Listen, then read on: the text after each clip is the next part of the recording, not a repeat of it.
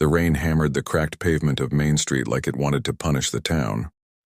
Under the flickering neon of Dino's diner, a man in a worn navy peacoat slid his last $20 bill across the counter. Voice cracking. One full breakfast platter. And whatever's left, give it to her.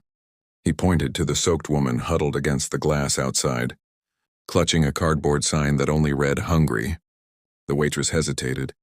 Everyone in Willow Creek knew Jack Thompson had stage 4 cancer and 6 days to live. Everyone knew he'd spent his final savings on his daughter's college fund. Yet here he was, giving away his last meal.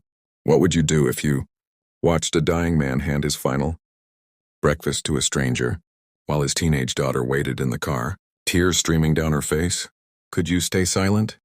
Because what that homeless woman did next left the entire town speechless. Willow Creek, Ohio, population 4,312, is the kind of place where Friday night lights still matter and people leave their doors unlocked. Jack Thompson, 46, was once the high school baseball coach everyone loved. 3 tours in Afghanistan, a Purple Heart, and a laugh that could fill a room. Then the cancer came. Fast. His wife had died years earlier in a car wreck, leaving him and his daughter, Emily, 17, to hold each other up. Every morning for the past month, Jack drove Emily to school, then parked outside Dino's diner just to feel normal for 10 minutes. He'd sip black coffee he couldn't taste anymore and watch the world move on without him. Across the street, the same woman appeared each dawn. Filthy coat, matted gray hair, always the same spot by the dumpster. Nobody knew her name. Folks called her the Ghost. Some left quarters. Most looked away. Emily hated that her dad still tried to be a hero when he could barely stand.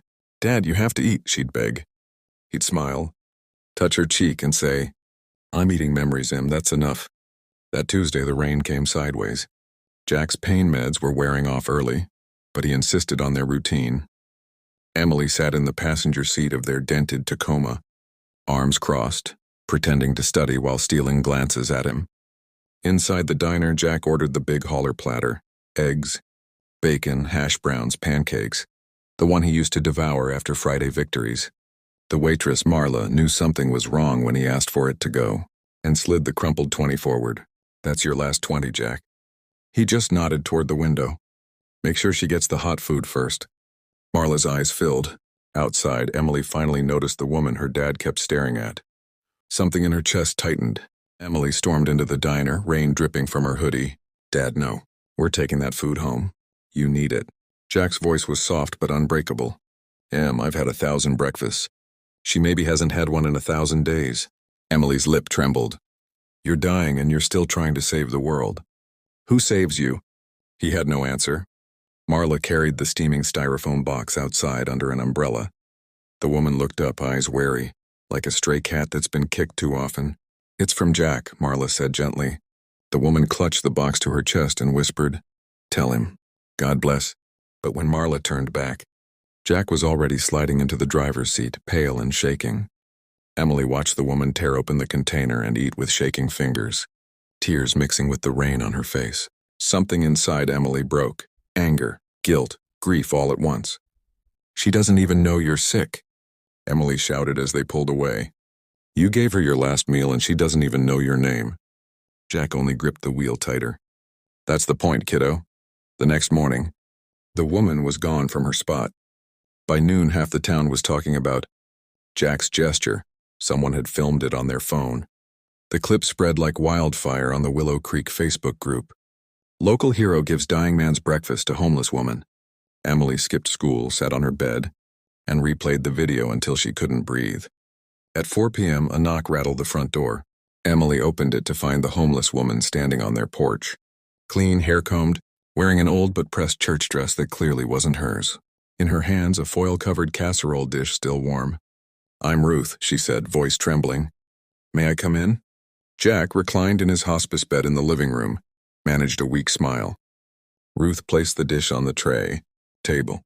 Lasagna. The smell filled the house like a memory. "I haven't cooked for anyone in 12 years, Ruth said. "Not since I lost my son in Iraq. 2009. Same unit patch you're wearing on that old jacket." Emily froze. Jack's eyes widened. Ruth pulled a faded photo from her pocket, a young soldier smiling next to a younger Jack. He wrote me about you, she whispered. Sergeant Thompson, you carried him 400 yards after the IED. You held his hand while he slipped away. Emily's sob broke the silence. Ruth knelt beside Jack's bed, tears falling onto the blanket. I've been on the street since they sent his body home. I stopped believing anyone was good anymore. Then yesterday, a dying man gave me his last meal. You didn't know who I was, Jack, but you fed me anyway. She opened the lasagna, cut a small piece with the plastic fork she'd brought, and lifted it to Jack's lips. Now it's my turn, Jack cried, the first time Emily had ever seen her father cry.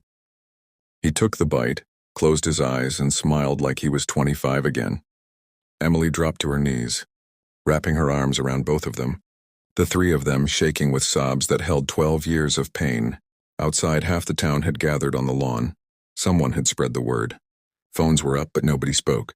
They just watched through the window as Ruth fed Jack bite after bite, whispering, "Thank you for bringing my boy home. Thank you for bringing me home." When the plate was empty, Ruth pressed her forehead to Jack's. "Wait for me on the other side, Sergeant. I'll make you breakfast every morning." Jack managed one last nod. "Save me some bacon." Jack passed peacefully 2 nights later, Ruth and Emily holding his hands. The funeral was the biggest Willow Creek had ever seen. Ruth wore the navy dress blues that once belonged to her son. She spoke at the service, voice steady. "He gave me his last meal. I gave him my first real one in 12 years. Turns out Grace tastes like lasagna and pancakes." Afterward, the town raised enough money to get Ruth an apartment above Dino's diner.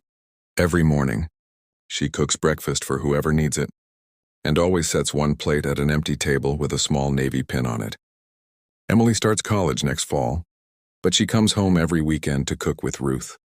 They laugh, they cry, they remember. Some meals don't just feed the body, they resurrect the soul. If this story moved you even a little, please hit that like button, drop a comment, and subscribe for more heartfelt short films that remind us humanity is still alive. Turn on the bell icon so you never miss a story. And tell us below, what would you have done if you saw a dying man share his final meal with a stranger? Would you have stopped him or joined him? We read every single comment. See you in the next one.